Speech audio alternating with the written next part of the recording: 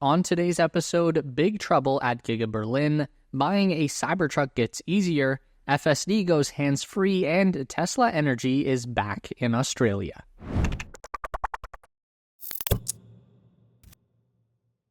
A long-standing protest at Tesla's Giga Berlin factory has turned violent as hundreds of activists quickly escalated their tactics by storming the manufacturing plant and attempting to break in. This is honestly pretty crazy stuff to watch. It's reported that 800 to 1,000 protesters were in the area around Giga Berlin, taking part in a day of action that was organized by a German group calling themselves Disrupt Tesla.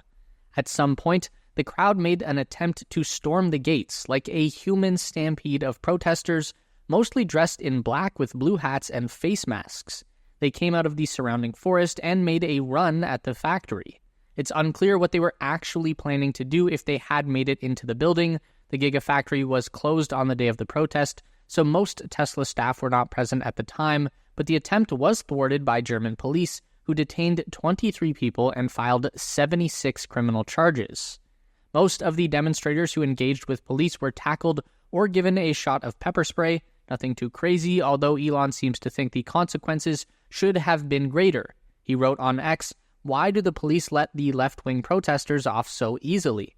An encampment in the forest nearby the factory where protesters had been living since February was dismantled the following day. So, what the hell is going on? This is a tricky situation to fully understand. This particular activist group was seemingly instigated by Tesla's plan to expand Giga Berlin, growing the factory to around double its current size. This would involve clear-cutting the surrounding forest, which, for whatever it's worth, is not a natural environment. It's a man-made forest that was planted with the intention of being harvested to make cardboard boxes. Anyway, the people of Grünheide decided to hold a referendum of their own back in February to vote on whether or not they approved the new Tesla expansion. Grünheide is the closest town to the Gigafactory site. It's actually about an hour's drive outside of the Berlin city center. The local residents voted overwhelmingly against the factory expansion, with 76% of the town casting a ballot. There were 3,499 people voting against the plans and 1,882 in favor. Now, there's nothing legally binding about this referendum that can affect what a private company chooses to do on their own property, but the idea was to send a message to Tesla that the village was not cool with their plans. Tesla basically said that the concern was duly noted and they would keep that in mind as they moved forward with the expansion. This is when the original protest began at the Gigafactory site. Activists moved into the forest area that was set for clear cutting and built an encampment of tree houses and other things. So what is motivating these activists? Well, that's a hard point to identify. This is common with protests. You get people turning up for all kinds of different reasons. The organization structure is loose at best. Many of them just don't like Elon Musk and his politics. Most of them are worried about the local water supply, but at the core, this Disrupt Tesla movement seems to be primarily an anti-capitalist protest. They've singled out Tesla as a means to get their point across, but they're not specifically an anti-Tesla movement. One of the organizers told local media, quote, "It doesn't matter if it's Tesla, VW, or Mercedes, car companies and their political supporters are responsible for selling out our lifeblood." It seems like what they're advocating for is the abolishing of personal automobiles and a shift towards public transportation that is environmentally friendly and free to use.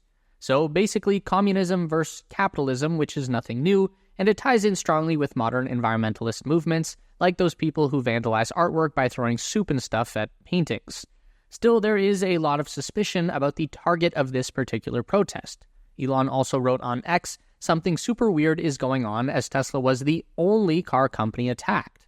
Personally, I don't find it that weird because I know that if these people had stormed a BMW factory, I wouldn't be making a YouTube video about it, and the richest man in the world wouldn't be talking about it on social media. So in this case, I feel Tesla is just a victim of their own fame, and it's unlikely that there is a sinister plot going on behind the scenes other than just to get as much attention as possible, but I could be wrong.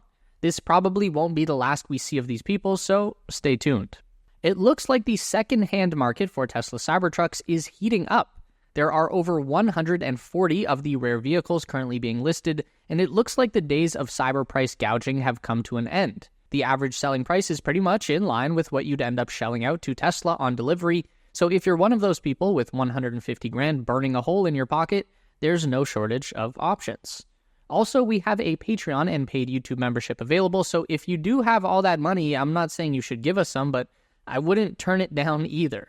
Anyway, I don't think that's necessarily bad news for the Cybertruck. There are probably 6,000 or 8,000 of them out in the world by now, so if less than 1% of those are being flipped, then that would seem pretty normal.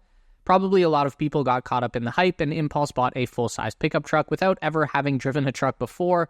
They might have just realized it's not their jam. Speaking of Cybertruck, the person responsible for the manufacturing of said vehicle has been the latest Tesla executive to leave the company. Renji Zhu was the director of manufacturing in charge of the Cybertruck production. It's unclear if he was involved in yet another round of layoffs or if he left of his own accord. This was not Zhu's first gig at Tesla either. He was also in charge of manufacturing operations for Tesla's highly successful Model 3 and Model Y production lines at Gigafactory Shanghai before moving to Texas. Also want to clarify, don't get confused with Tom Zhu, who is a senior leader at Tesla, basically second to Elon at this point, and he recently departed Giga Texas to return to his job managing the factory in Shanghai. These are two different people. Regardless of those circumstances, the Tesla Cybertruck production ramp has been going about as expected, which is really good, with Tesla achieving a production rate of 1,000 units in a week last month.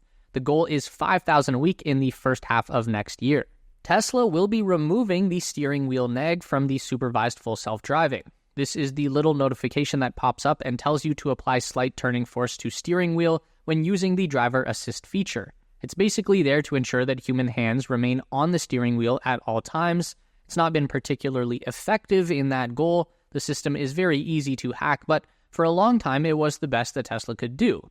That is no longer the case. Every Tesla built in the last few years, which is the majority of Teslas on the road, has come with an interior camera that is pointed at the driver's face, and this has been incorporated into the driver attention monitoring system, so it's unlikely that Tesla can go hands-free on vehicles that don't have the internal camera. What I've heard from people who do have the newer cars with the face camera is that the alerts you get from looking anywhere except straight ahead are actually much worse than the steering nags. Like, even if you look at the center screen to adjust something like the AC, you get the beeping notification telling you to pay attention to the road.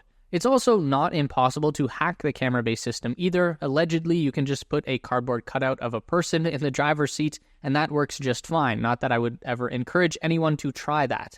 It kind of seems like this might all be a shot at Mercedes, who recently got Level 3 autonomous driving approved on their newest vehicles, meaning that in certain situations, the driver is not even required to pay attention at all, and GM's Super Cruise has been hands-free the entire time that it's been on the market. Either way, the real standout feature of this next FSD update will be a fully retrained neural network, meaning that performance of the system could get noticeably better. It could even get a lot better overnight. So that's what we're really eager to find out.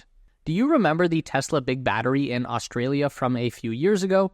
The Hornside Power Reserve was the world's first grid-scale energy storage system installed by Tesla back in 2017. It was kind of the real starting point for the energy division of Tesla's business, something that has grown to become absolutely massive over the past few years. Now there's a new Tesla Big Battery project arriving in Australia. The Melbourne Renewable Energy Hub is currently under construction near Melton, Victoria, and it will soon receive 444 megapack storage units. When complete, the battery project will total 600 megawatts of power output with 1.6 gigawatt hours of energy storage capacity. This is enough energy to power around 200,000 homes in times of peak electrical grid use. Additionally, the Labour government in Australia is targeting 2.6 gigawatt hours of energy storage capacity by 2030 and 6.3 gigawatt hours by 2035.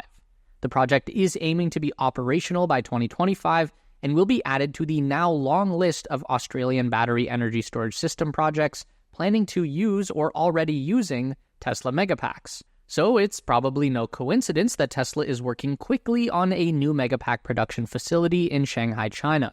It looks like Australia alone is providing enough demand to bankroll Megafactory number 2, which is targeted to produce 10,000 megapack battery units per year, the same capacity as the existing megafactory in Lathrop, California, when it reaches full volume production.